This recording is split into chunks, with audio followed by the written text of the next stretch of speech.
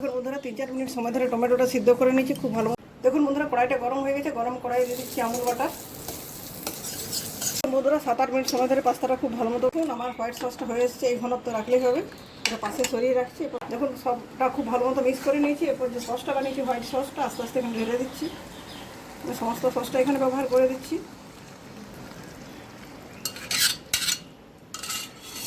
আরেকবার খুব ভালো মতো করে মিক্স করে নিচ্ছি। দেখুন কি দুর্দান্ত কালারটা লাগছে। সসটা দেওয়ার পর আরও লো টু মিডিয়াম হিটে 4 থেকে 5 মিনিট একটু রান্না করে নিচ্ছি।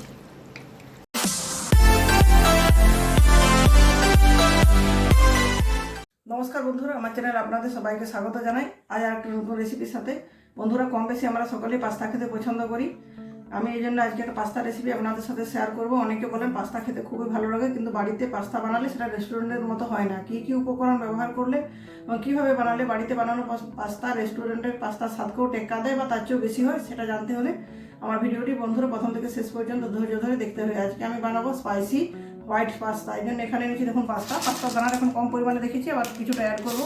এখানে 2টো টমেটো নিয়েছি, এগুলো গরম জলে সিদ্ধ করে নিয়ে এগুলো একটা পেস্ট বানাবো। ওখানে নিয়েছি একটা বড়ো সাইজের কুচানো পেঁয়াজ, একটা ক্যাপসিকাম, গাজর, কাঁচা পাকা লঙ্কা 4-5টা, কুচানো রসুন।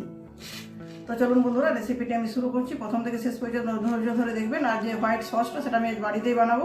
কীভাবে কত সহজে, যদি বাড়িতে না থাকে কোনো কিছু হোয়াইট সস, তাহলে বাড়িতেই বানানো যায়, সেটাও আমি আপনাদের সাথে শেয়ার করছি।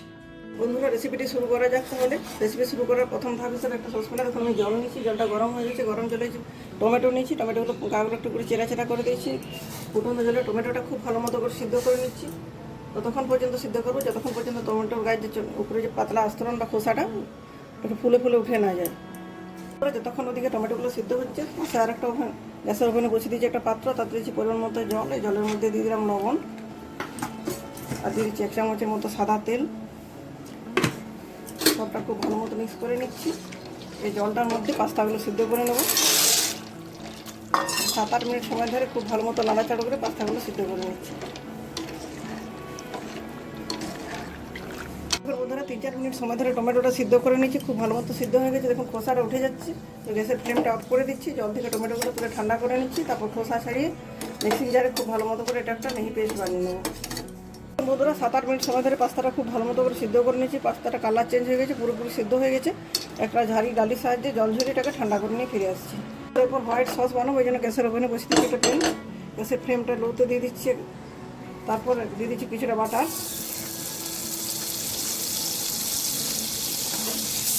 বাটারটা বদ্ধ শুরু করতে মধ্যে দিয়ে দিচ্ছি 1 চামচের মতো ময়দাটা লো হিটে খুব ভালো মতো করে ভেজে নিচ্ছি। এমনভাবে ভাজতে হবে যাতে ময়দাটা পুড়ে লাল লাল না হয়ে যায়, তাহলে হোয়াইট সসের কালারটা খারাপ হয়ে যাবে।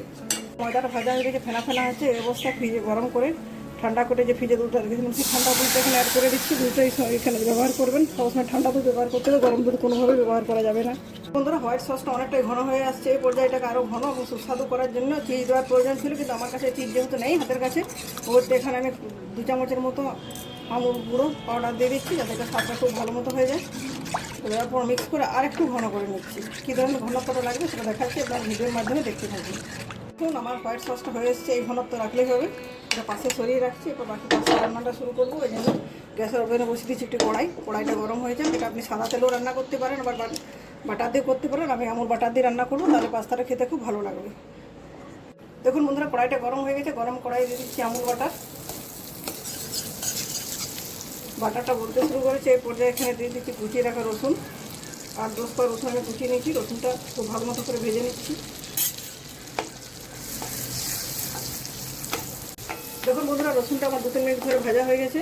যেহেতু এখানে ভাজছি বাটারটার মধ্যে যেন কালারটা চেঞ্জ হচ্ছে না, আপনার ভাবতে হয়তো ভাজা হয়নি। এরপর একটা বড় সাইজের কুচিয়ে রাখা পেঁয়াজটা দিয়ে দিচ্ছি। পেঁয়াজটাও ভালো করে ভেজে নিচ্ছি 2-2.5 মিনিট ধরে।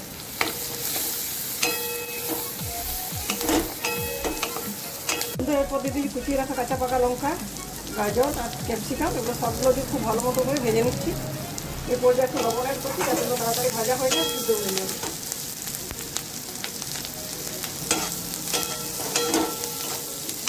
যখন সবজিগুলো ভাজা হচ্ছে সেই সময়ের মধ্যে সিদ্ধ করে রাখা টমেটো এটা পেস্ট বানিয়ে নিয়ে আসছি। এরপর থেকে দেখুন খোসাটা ছাড়িয়ে নিচ্ছি। কি সুন্দরভাবে সিদ্ধ হয়ে গেছে। সবজিটা খুব ভালো মতো ভাজা হয়ে গেছে। এবার সিদ্ধ করে রাখা যে টমেটো পেস্ট বানিয়েছি সেই পেস্টটা এখানে দিয়ে দিচ্ছি। খুব ভালো মতো করে কষিয়ে নিচ্ছি।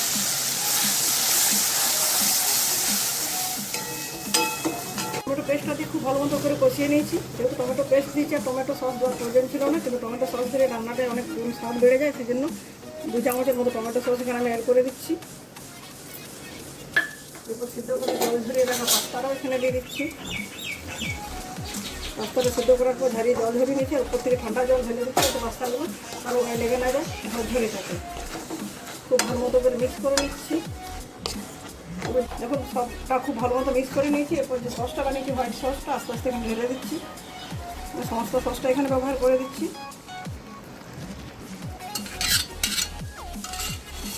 আরেকবার খুব ভালো মতো করে মিক্স করে নিচ্ছি। দেখুন কি দুর্দান্ত কালারটা লাগছে।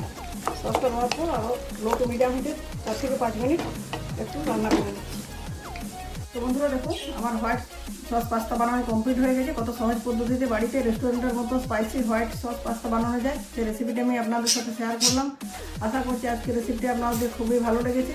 যদি ভালো লাগে অবশ্যই বাড়িতে বানাবেন।